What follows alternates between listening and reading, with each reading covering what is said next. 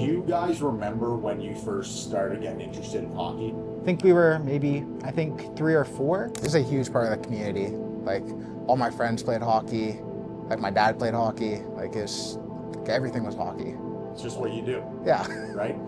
I think it kind of happened. They had a couple of buddies at school when they started playing mini sticks, and then they would come home and play in our basement and destroy our basement walls. So I'm like, yeah, this is probably the time to put them on the ice. And as for Dad, I loved it because I didn't get the opportunity as a kid, but to see them gravitate to it and I didn't have to push them, it was awesome.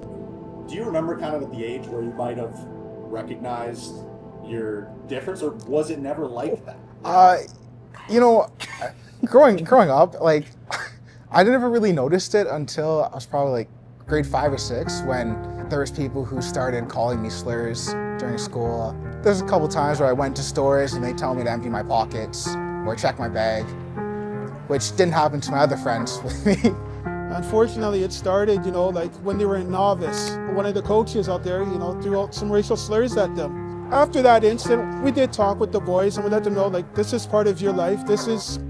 Unfortunately, this is what it's like to be in black. Just not in Alberta, but in Canada. I remember when we were younger, like our dad, he sat us down at the kitchen table and he explained to us what those words meant.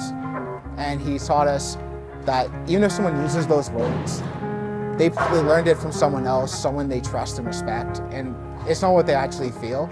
We were also taught to understand that the words used to hurt us, but to try to not take it to heart. You're gonna have to learn how to deal with this. Take some of this inner anger that you may have and turn it into something positive.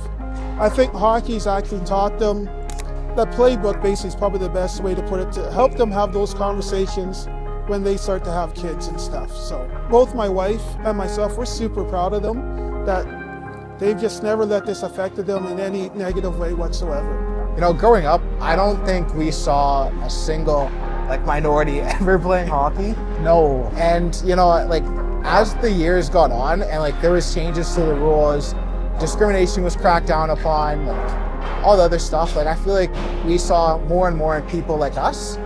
When Hockey Alberta makes changes to the rules, especially with the recent updates on discrimination and everything like that, it makes players feel more safe when they play.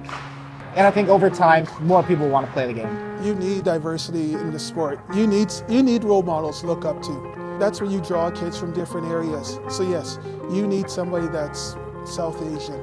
You need someone who's black, someone from the Arabic community. You need the whole gambit.